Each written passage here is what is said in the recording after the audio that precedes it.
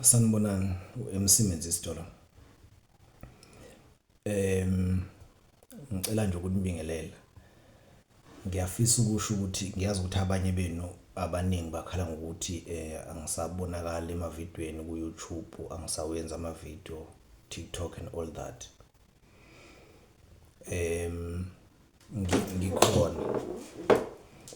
Ngikhona ngizowenza amavideo. Kodwa as much as indaba engiyikhulumayo ngiqonda ukuthi abaningi abasebasizile nje abaningi engeke ngihlangane nabo endaweni ezihlukahlukene.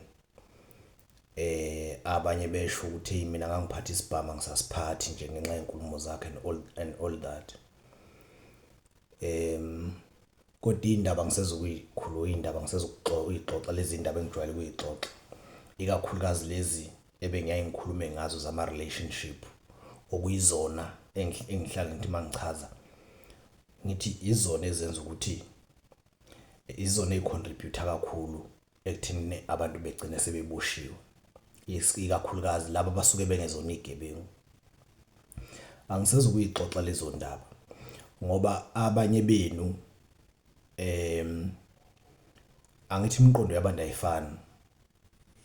Singabantu nje asifani. Abanye benu bathi abayikholwa lezi zinto engiyikhulumayo. Abanye bazi bethi nginamanga and all that uyabona. Abanye bazi bephikile ukuthi ngake ngaboshwa.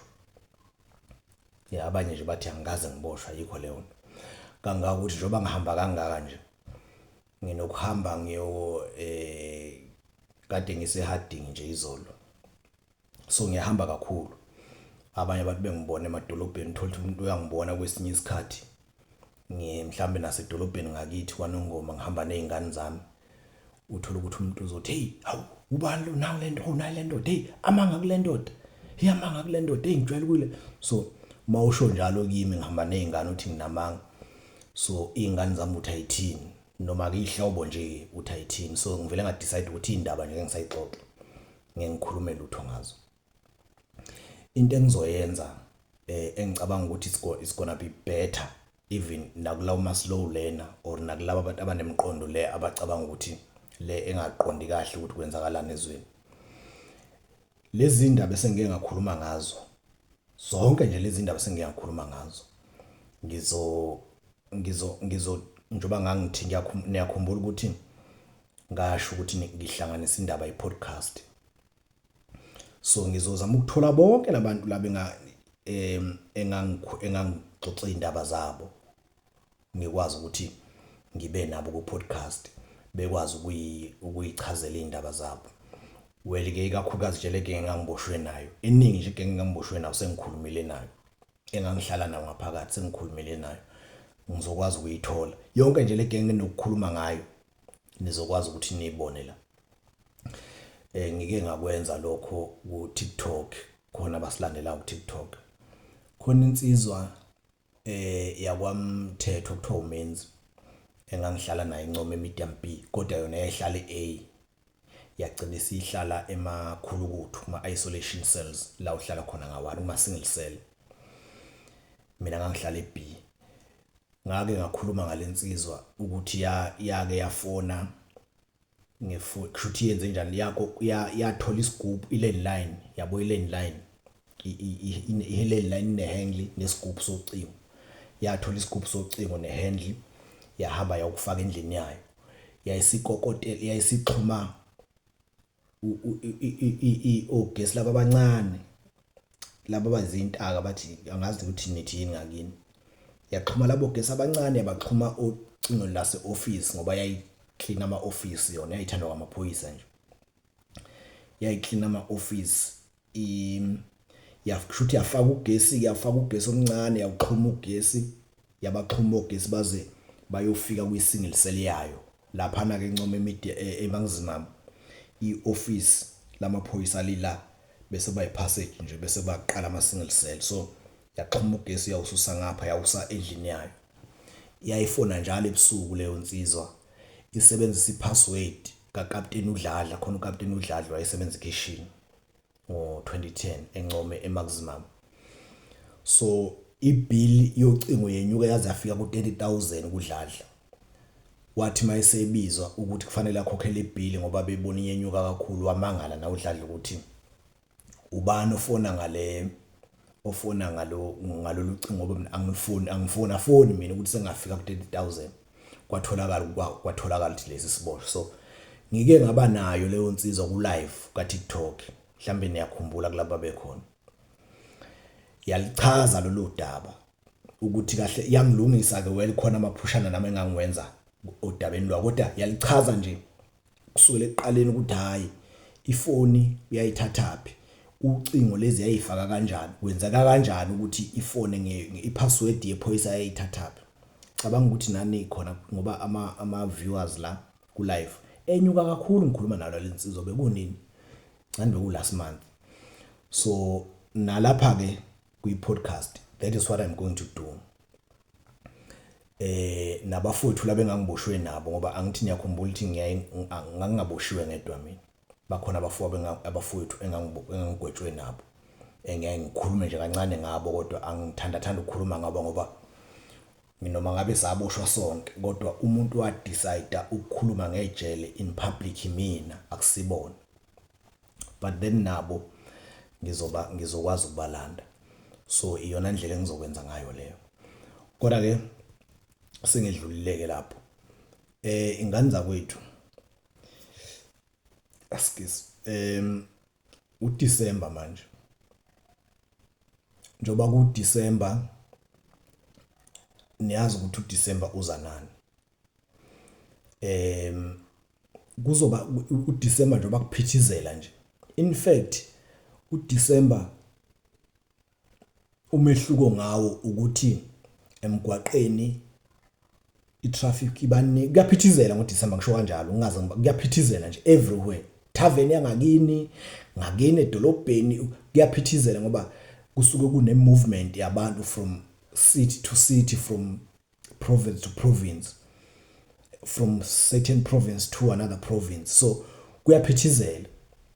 Ingakho neingozi nokufa kwabantu and everything nje kukuningi ngoDisemba ngenxa ukuthi kuyaphithizela.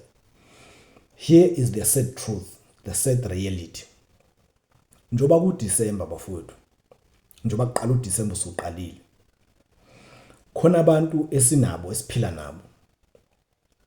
Abanye benu bangibuka la, abanye basemakhaya ihlobozene and all that. Kunabantu ongeke ufike uJanuary bekhona. Le ayidingi ukuthi uziyele kumthandazi o uyele kuphi. Njoba kuqala uDisemba nje. Khona abantu ongeke ukushaya uJanuary bephila. Abanye imphefumulo yabo izosala emgwaqeni. Abanye bazothi sebesindile ngoba uthola ukuthi basuka eGoli baye emakhaya koNongoma koMsinga. Khona basuka emakhaya baya koGoli, khona basuka eThekwini baya eMpumalanga, khona basuka eMpumalanga baya kwaNongoma weMpangeni. Khona basuka eMpumalanga baya eGoli njoba ukuphithizela nje kuDisemba. Kunemphefumulo ezosala emgwaqeni. Kunemphefumulo ezosinda emgwaqeni njoba kusayiwe emakhaya. Ifika igwazana emakhaya ashona omunye mhlambe bedubulana. Ngoba abantu masikhuluma ngeibhamu nangokuphatha ikhala basizwe abanye beni bathi sinamanga. Kodwa ngakini kunabantu abazogwazana khona bazodubulana. Njoba ngichaza nje nani niyazi. Kunabantu abazothi besindile kwehliwa kiwe emakhaya noma kwenyuka kiwe emakhaya. Besinde ezingozini zomgwaqo kodwa befika emakhaya bebulawe ngabanye abantu. Khona abanye abanezitha njoba beye emakhaya nje. Khona abanye abazosinda emgwaqeni kusayiwe emakhaya besinde futhi kulesi siphithiphithi sisemakhaya sezimpi nokulwa emathaveni and all that. Kuthi mase kubuyelwe emakhaya emsebenzini ngabo January belimale beshona. Kodwa nje I can guarantee you nani niyakwazi lokho njoba singena kuDisemba khona abazoshaya mhlambe ngaba yimi ngaba zihlobo zami ngaba abangani bami kodwa bakhona abazoshona abantu. Ngeke sifike kuJanuary sinje ngoba sinje. Ngiyafisa ukuthi kuyisifiso sami angazi ukuthi ngiyenze njani. Kuyisifiso sami ukuthi